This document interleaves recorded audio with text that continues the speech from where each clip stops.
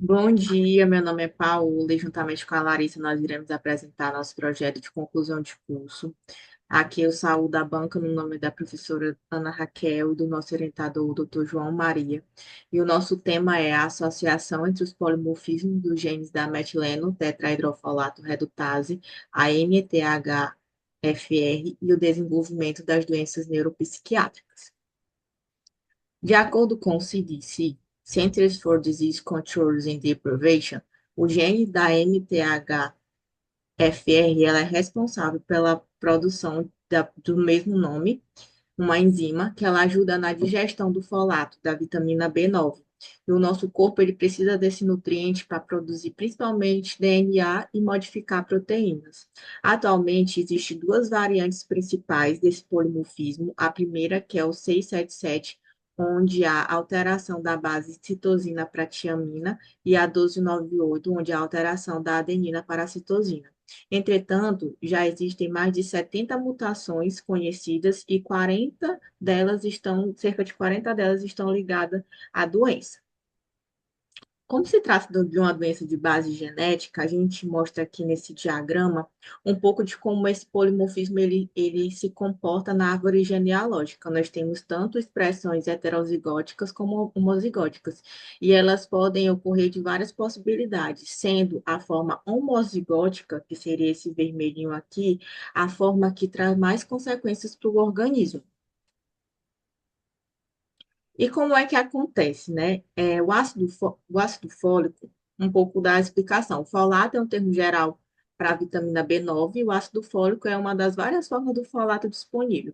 Esse folato a gente consegue adquirir através da alimentação e aí ele vai se transformando em moléculas mais simples para poder ser absorvido. Quem faz essa simplificação são enzimas. E aí, quando chega aqui na parte da absorção intestinal, a gente tem a MTHFR para fazer a conversão da 5,10-metileno, THF, para a L-metileno folato, que seria a forma circulante. Essa forma circulante, ela vai adentrar em várias cadeias. A primeira cadeia seria a formação de neurotransmissores, juntamente com a adição dos aminoácidos triptofano e a tirosina. E aí eles vão ser capazes de sintetizar principalmente a serotonina e a dopamina, de acordo com Frost. E é aqui que a gente entende um pouco da cerne do nosso problema, porque como há um defeito nessa via, vão ser formados em pouca quantidade esses neurotransmissores. Outra via que vai ser danificada seria da homocisteína, né? A B9, ela vai agir como um cofator, transformando a homocisteína em metionina. A metionina é como se fosse a forma menos tóxica. Como eu não consigo transformar para metionina, o acúmulo da homocisteína, ela vai acarretar diversos graus de acometimento, principalmente nos vasos, no sistema cardiovascular, né? Sugerindo assim um quadro de inflamatório persistente, principalmente nos vasos cerebrais, o que agrava mais ainda os sintomas psiquiátricos. E aí, de uma forma simplificada, o que acontece, né, a presença da MTHF na transformação para poder sintetizar os neurotransmissores e aqui na transformação da homocisteína em metionina. E aí, simplificando, quando a gente tem esse polimorfismo, vai haver uma redução na concentração do folato no sangue, então exigindo que essas pessoas que tenham essa decadência, ela precise de um valor a mais de vitamina B9, maior do que 400 microgramas, que seria o recomendado pela OMS, e também o acúmulo de homocisteína vai causar coágulos sanguíneos, derrame e doenças cardíacas em níveis elevados. E aí o que mais nos interessa, né? O quanto que esse polimorfismo ele vai interferir na saúde comportamental. A gente tem que baixos níveis de folato das mutações, elas podem aumentar o risco de depressão, esquizofrenia, transtorno bipolar e scores de memórias mais baixos. E aí, de acordo com essas pesquisas, os transtornos que eles são mais vistos decorrente da alteração desse gene é o transtorno bipolar, a depressão maior, a ansiedade e a esquizofrenia. E aí, falando um pouco mais do embasamento, né, a gente tem esse tema como um tema bem importante, pois as doenças neuropsiquiátricas, elas representam um completo desafio à saúde global, e esses impactos, né, tanto na funcionalidade e na qualidade de vida das pessoas, elas interferem em diversas vias. Além disso, essa deficiência é entendido que ela pode ser encontrada desde o período neonatal, quando a gente tem esse, no período neonatal, na forma mais precoce, são as formas mais graves, e também pode ser encontrada na adolescência, no início da fase adulta, com uma grande variável, caracterizada principalmente por sinais neurológicos, né? E a gente tem como um desses os transtornos psiquiátricos.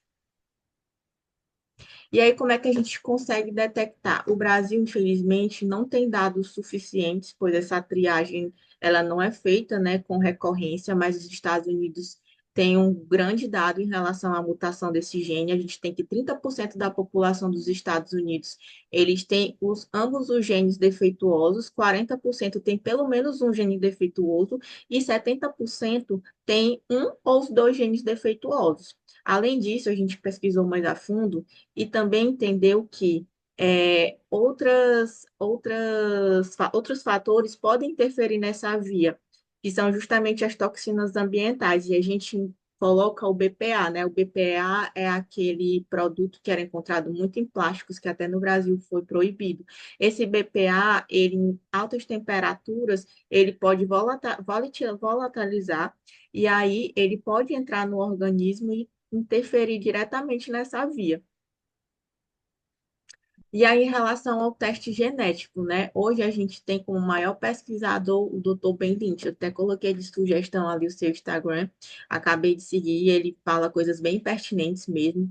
Ele publicou um guia completo, e aí a gente indica esse exame quando se há alguns sinais da deficiência dessa enzima.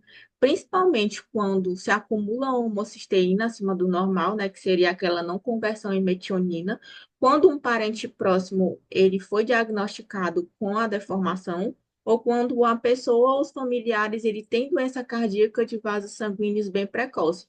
E aqui só a título mesmo de curiosidade, né, os laboratórios que fazem e um pouco dos valores que ainda são bem onerosos. No Brasil, faz em São Paulo, foi a minha pesquisa. Então, a justificativa, né? Esse estudo ele se justifica pela relevância da temática e o desenvolvimento, porque pela associação dos polimorfismos e o desenvolvimento das doenças, e é um tema que ele demanda atenção crescente na sociedade atual. E o diagnóstico, né, interar o diagnóstico precoce através do teste genético. Aí eu queria fazer um adendo aqui, que esse teste genético, aqui no Brasil, ele é feito no adulto, né, na maioria dos países, mas tem um centro da Itália que ele é de referência, e ele já faz essa triagem neonatal, porque os neonatos, eles podem apresentar principalmente esses defeitos vasculares precocemente, e aí uma intervenção precoce dá um melhor prognóstico. Então, o objetivo é analisar a associação desse polimorfismo do gene e o desenvolvimento das doenças psiquiátricas. Os específicos seria compreender, né, a relação genética e a predisposição ao desenvolvimento dessas doenças, identificar ali os pontos chaves que contribuam para a compreensão dos mecanismos e conhecer o impacto, né, do polimorfismo desse gene e a resposta neuropsiquiátrica. E também tem um foco ali nas terapias baseadas no metabolismo do folato, que seria ali a reposição.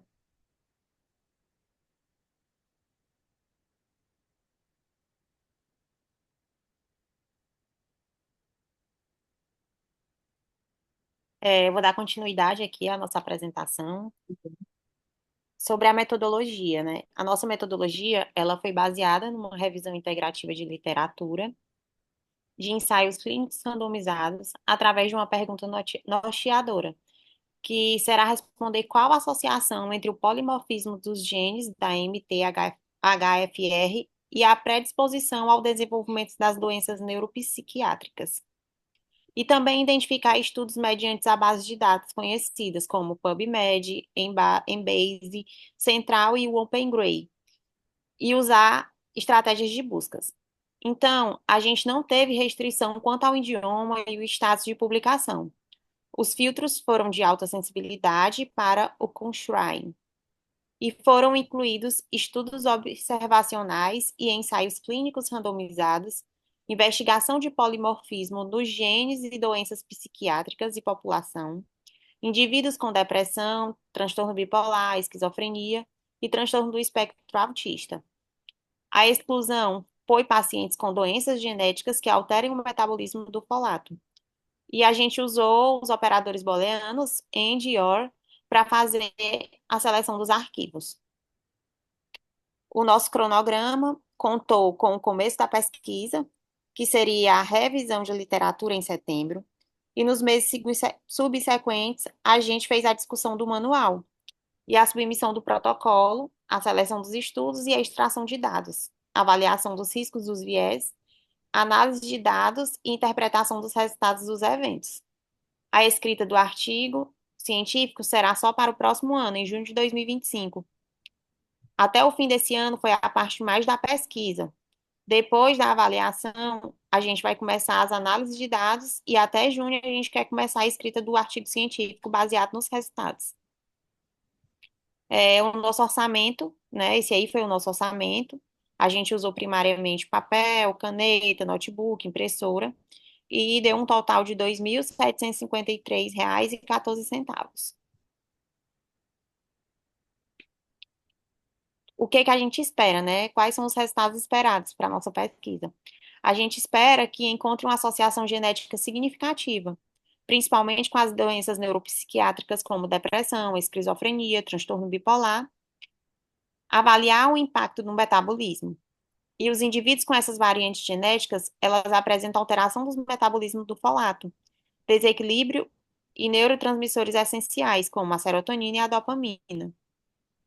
E novas contribuições para as pesquisas, que é explorar intervenções para mitigar o efeito do polimorfismo, potencial terapêutico de suplementação ao folato de vitamina B em pacientes predispostos e avaliar a importância do diagnóstico genético, que seria mostrar e identificar os indivíduos em riscos e também desenvolver abordagens preventivas e personalizadas para melhorar o prognóstico e a qualidade de vida destes.